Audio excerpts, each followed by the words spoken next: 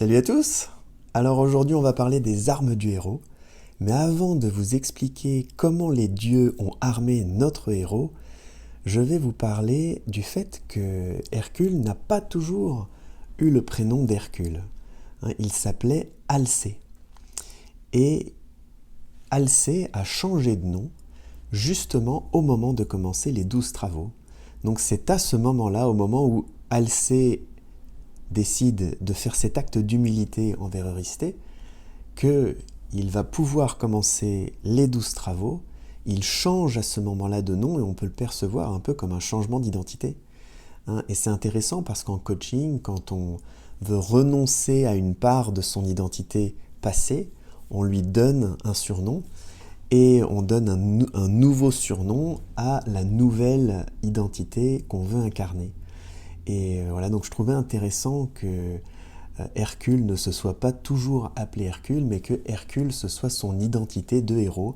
Avant de vraiment rentrer dans le monde magique, Hercule s'appelait Alcée. Alors pour rentrer dans le monde magique, Hercule va être armé par les dieux. Alors quelles armes va-t-il avoir? La première des armes, c'est l'épée de Hermès. Alors Hermès, ou Mercure, c'est le dieu des messager, on va dire c'est le messager des dieux, c'est le dieu des commerçants et le dieu des voleurs. Et quelque part, cette épée qu'il donne à Hercule va permettre la discrimination, va permettre de trancher, d'arrêter d'hésiter et de trancher, de décider.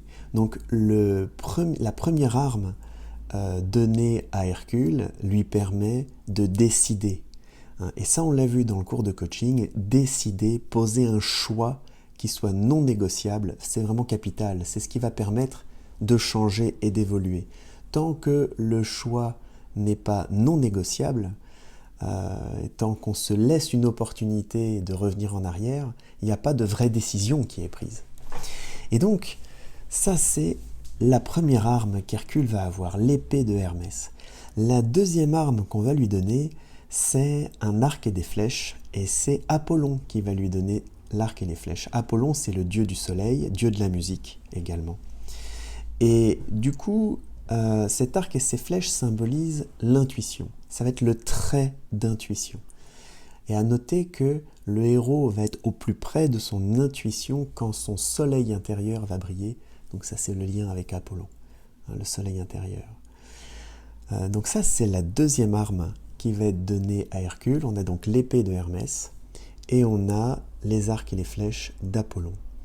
Héphaïstos, le dieu des forgerons, va donner à Hercule un plastron en or pour protéger son cœur. Parce que ça, c'est une des choses que le héros va devoir savoir faire.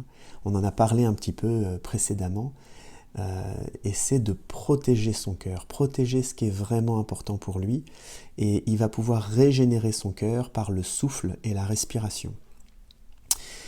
Le quatrième don, la quatrième arme qui va être offerte à Héraclès, ça va être Athéna qui va lui donner, et elle va lui donner une tunique. Alors on pourrait dire, ça c'est pas très puissant, une tunique c'est juste un vêtement. Et il faut savoir qu'en plus, Athéna, c'est elle qui a le plus de, je ne veux pas dire d'amour, mais qui a le plus d'affect pour ce héros. Elle a envie qu'il réussisse et elle lui donne une simple tunique. Et en fait, cette tunique, c'est la tunique de la sagesse. Le symbole, c'est qu'on peut sentir le vent dans les replis du vêtement, et c'est une manière de savoir avoir une conscience plus subtile qui puisse ressentir le souffle de l'esprit. Donc Athéna lui donne accès à la sagesse et à une certaine subtilité de conscience, d'une valeur inestimable. Et ça, c'est le quatrième don des dieux. Le cinquième don des dieux, c'est Poséidon qui va offrir des chevaux à Hercule. Et le cheval, l'animal, c'est toujours vraiment l'élan vital. C'est une puissance vitale qui permet de remettre en question, de remettre en cause les conditionnements, et entre autres les conditionnements familiaux.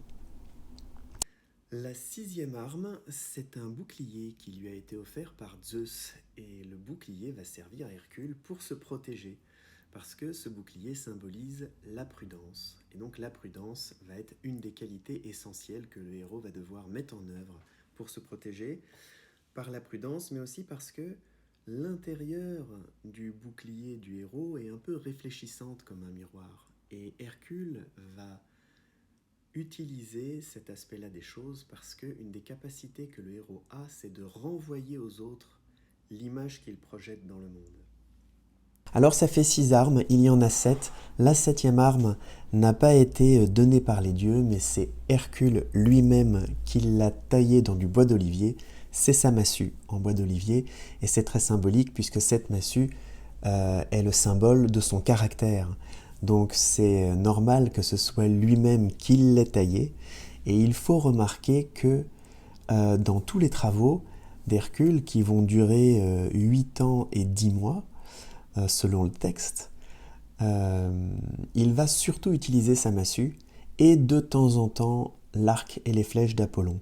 Les autres présents qui lui ont été faits sont là plus en tant que symbole pour dire de quoi est-ce que le héros a vraiment besoin comme qualité intrinsèque et moins comme armes qui vont être vraiment utilisées. Voilà, cette vidéo est un petit peu plus longue que d'habitude. J'espère que ça vous a plu et que vous en savez un peu plus dorénavant sur toutes les armes qui ont été offertes à Hercule avant qu'il démarre les 12 travaux et tout ce que ça signifie au niveau symbolique. Belle journée à vous!